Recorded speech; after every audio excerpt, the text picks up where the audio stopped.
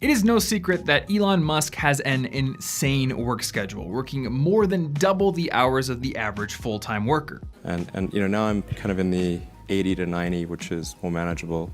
But that if you divide that by 2, it's only like, maybe 45 hours per company, which is not much when there's a lot of things going on. You're like a slacker. I mean, yeah.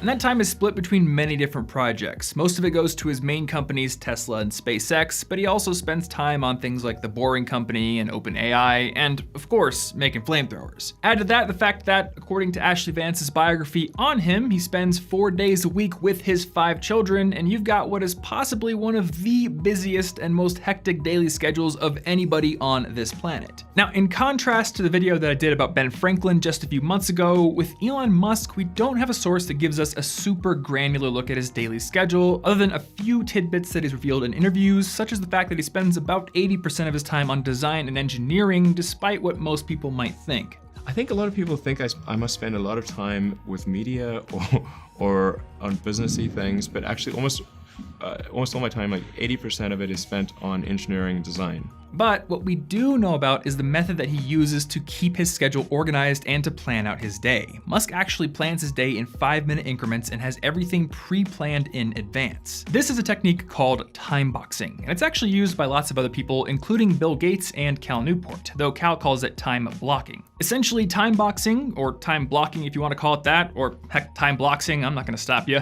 is the practice of setting a fixed amount of time for each task that you have to do and integrating those blocks of time into your daily schedule. I use this technique a lot with my own work, and because people like Musk and Bill Gates and Cal Newport and many others find it so useful, today I wanted to break down exactly how you can use time boxing most effectively in your own work. So let's start with the obvious question. Why use this technique? Why time box your schedule? And I know there are going to be critics of this technique right off the bat who are going to say scheduling your entire day in advance basically makes you a robot, dude. Why would you want to do that?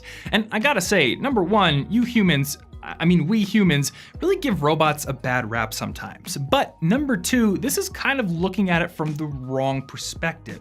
Yes, scheduling your day in advance does mean that you're going to be adhering to a predetermined plan and that you're going to have less unstructured free time. But as you might know, unstructured free time can sometimes be a bad thing. As Parkinson's law states, work tends to expand to fill the time allotted for it. So essentially, time boxing creates a useful limitation that can actually make you more productive. First and foremost, it takes a lot of the choice out of the moment on what you're going to work on because you are adhering to a plan, so you spend less time figuring out what you're going to do in the first place. And number two, because you have a limited amount of time, you aren't going to waste it. You're going to be focusing a lot more intently. And in the case of people like Musk and Bill Gates, they probably need to use this technique. They've got so many commitments, so many balls in the air that without pre-planning their schedule and keeping it really organized, things are bound to slip through the cracks. Okay, so if I've got you convinced, let's talk about how to use time boxing. And the simplest way to do it is the way that I like to do it, where I write out my daily plan either on my whiteboard or on a piece of notebook paper, and I just estimate the amount of time each task is going to take. So I don't actually put it on a calendar and give it start and stop times of the day. I just say this is going to take me 20 minutes and then I'm going to move on to the next thing. If you're somebody like me who doesn't have a whole lot of scheduled fixed commitments that start and stop at specific times, then that can work really well. And it might also work if you're in school or you're an employee and you have like a specific block of time when you already know you're going to be doing things, and then you have like another block of time that's kind of freed up. And if this method does work well for you, you don't have to do it on paper because there is an app called 3030 on the iPhone that I have used several times before. Now, I gotta say, I really don't like the design of this app. The font they chose in this app is kind of terrible, but it is one of the few apps that lets you set a specific time that you're going to work on a task and then kind of like build a little itinerary of timed tasks that you can then go through. And I used to use this a lot in college when I had a lot of homework assignments to get through. Now, if you are on Android, I don't believe 3030 is on the Android platform, but there is an app out there called Do Now that seems to have a similar function. Now, if you are the kind of person that has a schedule with lots of predetermined commitments already and have gaps in between them, or you just want to have more structure in your life, then you actually might find it useful to use a calendar for your time boxing to set specific start and stop times for your tasks. This is the way that Cal Newport says he does it in his blog post on the subject, and if you're a student that has a lot of little gaps of time in between classes, I think this is the way to go for you. Either way, if you're going to use this technique successfully, then the number one thing you're gonna need to learn how to do is properly properly estimate how long tasks are going to take you to complete. And the bad news is that you and me both are human beings. We both like ingesting organic matter, we both like using our respiratory systems to convert oxygen into carbon dioxide, and we are both naturally bad at estimating how long things are going to take. Did I mention I'm not a robot? We're all susceptible to what's called the planning fallacy, which describes how human beings tend to make over-optimistic predictions for how long things are going to take. And there was actually some research done at the University of Waterloo in Canada on this phenomenon. Students were asked to make two different types of time predictions. One was a best case scenario prediction where literally everything went right, and the other one was for the average case scenario, your average everyday run-of-the-mill experience. And the researchers found that predictions for both types of scenarios were virtually identical, which showed them that human beings tend to picture the best case scenario where literally nothing goes wrong when they're trying to predict what's going to happen in an average everyday case. So even though you know in the back of your head that when you try to get to work on an average day, there's traffic or somebody's driving in front of you really slow on their phone, there's a grandma in front of you, when you predict how long it's going to take to get to work, you picture the scenario where there's barely any traffic at all and everything is just perfect. And this cognitive bug is not very congruent with successful time boxing, because if you tend to make super over-optimistic predictions for how long each task is going to take, then you are going to end up getting less than half of what you plan to get done actually done. So one way to get better at estimating how long your tasks are actually going to take is to track your time. The app that I personally use for this is called Toggle, which is available both on computers and mobile devices. And essentially, you just tell it what you're gonna do, you can give it a tag if you want, and then you start it and stop it once you're done. I found that if you track your time with an app like this, then over time you start to get a record of how long things actually take, and you can start to see what the discrepancy is between your original estimations and the actual data. From there, you can sort of start calibrating your brain and making better estimations. Also, when you're sitting down to plan your day and you're estimating how long your tasks are gonna take, it's going to be really helpful if you split your bigger tasks into smaller subtasks. Not only will this make your task list more action-oriented and clear, but it's also going to help you with your estimations, because it is always easier to estimate how long a small, well-defined task is going to take. All right, so now we have to deal with what is possibly the most legitimate objection to time boxing, which is, how do you deal with interruptions? How do you deal with things that you couldn't plan for or things that just pop up and interrupt your work? Tom, the Secret Service wants you again. Again?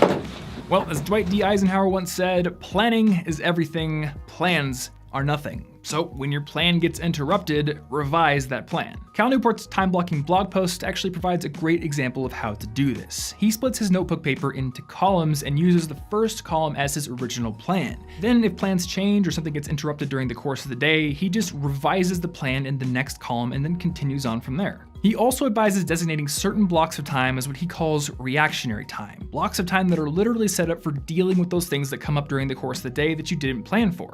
Now, sometimes things are gonna pop up that you have to deal with right now, and they might be in a time block that was planned for something else, and in those cases, you're gonna have to roll with the punches. But if something comes up that you can deal with later, then a reactionary time block is the perfect time to take care of it.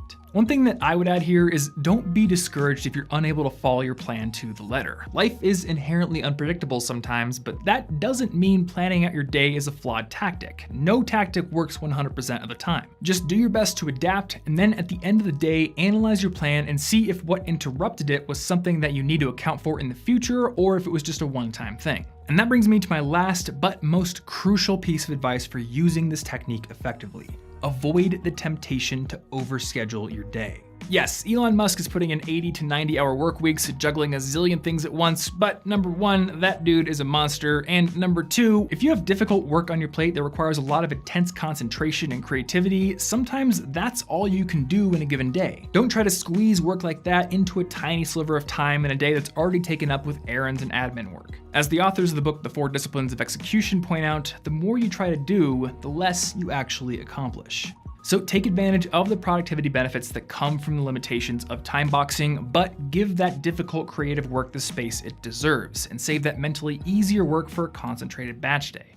And while we're talking about that more cognitively trivial admin work, if you do happen to want to make that more efficient, then one thing that you might want to try is Audible, which is the world's best place to download and listen to audiobooks. Audiobooks are a big part of my life, and they're a great way to be more efficient with your time, since you can listen to them while you're at the gym, or while you're commuting to school or work, while you're cooking, while you're doing laundry, basically anytime you're doing something that doesn't require a whole lot of attention in itself. Audible has an unmatched library of audiobooks ranging from the bestsellers to lots of obscure titles, so you're going to be able to find and listen to basically anything that's on your reading list. A membership comes with a credit for one free audiobook every single month, and unused credits roll over from month to month. Also, if you don't like a book, you can exchange it with no questions asked, and if you do happen to cancel, all of the audiobooks you've downloaded are yours to keep forever. So if this sounds good to you, you can get a 30-day free trial of their service along with a free audiobook download of your choosing by heading over to audible.com/Thomas or by texting Thomas to 500-500 on your phone. This month I'm going to recommend one of my absolute favorite books of all time, which is Bill Bryson's A Short History of Nearly Everything, which I own both in print and as an audiobook. This is the book that really did the most to rekindle my interest in science, and it also expanded my appetite for learning in different areas. And beyond that motivational aspect, this is really just one of the best and most entertaining overviews of science that I've ever come across, and I think that anyone who wants to be more well-rounded should definitely experience it. So if you want to start listening to that book or any other audiobook of your choosing, once again, head on over to audible.com/Thomas or text Thomas to 500-500 on your phone to start that free trial and get your free audiobook download. Big thanks to Audible for sponsoring this video and helping to support this channel. And as always, guys, thank you so much for watching. If you don't want to miss future videos, definitely get subscribed right there. And you can also download a free copy of my book on how to earn better grades right over there. You might also want to check out our latest podcast episode right here, which is all about how to become a tea drinker, something that you coffee addicts probably should learn about,